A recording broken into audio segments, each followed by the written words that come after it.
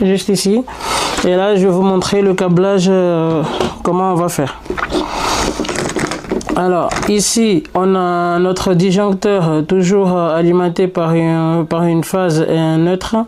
Là, on a notre horloge et ici, on a notre lampe. Alors, moi, ce que je fais en premier, là, je vais envoyer la phase. Non, le neutre, pardon. Là, j'envoie le neutre à la lampe. Le neutre à la lampe. Et aussi, ce neutre-là, je vais l'envoyer aussi sur notre horloge. Il va venir ici. Du coup, le neutre à la lampe et à notre horloge. Et maintenant, pour la phase,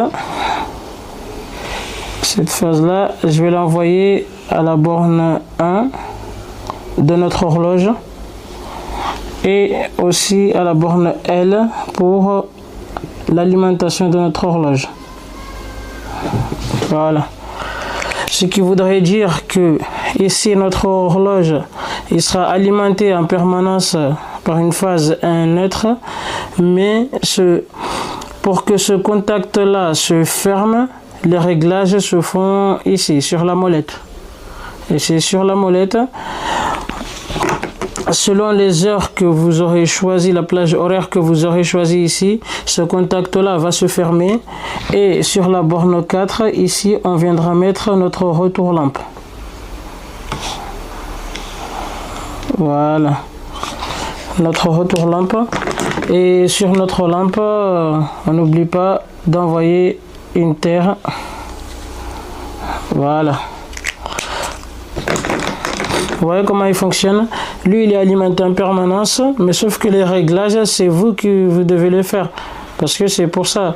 Ici, vous le timez, vous mettez la plage horaire que vous voulez. Et selon ce que vous aurez choisi, cette contact-là va se fermer.